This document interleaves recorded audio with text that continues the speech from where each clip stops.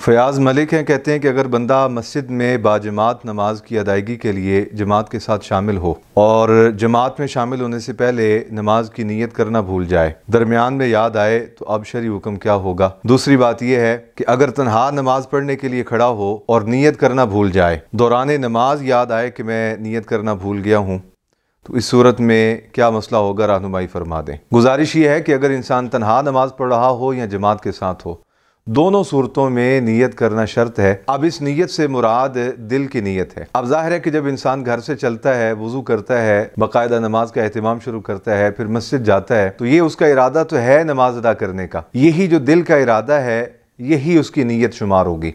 ज़ुबान से अदा हो गई तो बहुत बेहतर, अगर ज़ुबान से नीयत करना भूल गया तो दिल का इरादा ही काफ़ी है। दूसरी बात यह है कि जब इंसान जमात में शामिल होता है, एक तो ये कि उसे सवाब ज़्यादा मिलता है। सैयद आलम सल्लल्लाहु अलैहि वसल्लम ने इरशाद फरमाया, तन्हा नमाज पढ़ना और जमात के साथ अदा करना। फरमाया जमात के साथ अदा करना तन्हा नमाज पढ़ने से 27 दर्जे ज़्यादा सवाब का बाइस है। जमात में शामिल होने की बरकत से अजर व सवाब में इजाफा हो जाता है, इंसान की दुआएं कबूल होती हैं। पूरी जमात पर जो अल्लाह की रहमत और बरकत नाजिल हो रही होती हैं, इंसान को उससे हिस्सा मुयस्सर आ जाता है। और फिर यह है कि जब इंसान जमात में होता है तो उससे अगर कोई साहब हो जाए तो उस साहब की गिरफ्त ना होगी उससे, क्योंकि वो जमात में शामिल है। इमाम साहब की नमाज दुरुस्त है तो उसकी नमाज की बुनियाद भी इमाम साहब की नमाज पर है।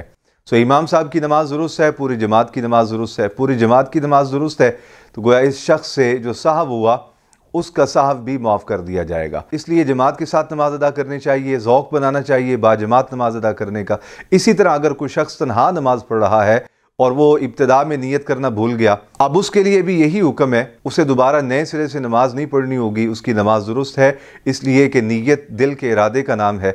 जब वो वुज़ू करके खड़ा हुआ, मुसल्ला बिछाया और नमाज के लिए अल्लाहु अकबर कह के खड़ा हो गया, तो ये सारा अमल बजाते खुद उसके दिल के इरादे की बुनियाद पे ही अंजाम पाया है। अगर दिल का इरादा ना हो तो ना वो वुज़ू करे, ना वो मुसल्ला बिछाए, ना वो सर ढांपे, तो कैसे नमाज शुरू होगी। सो इरादा है दिल का, इसलिए वुज़ू किया, मुसल्ला बिछाया, सर ढांपा, एहतमाम के साथ अल्लाहु अकबर कह के नमाज का आगाज़ कर लिया।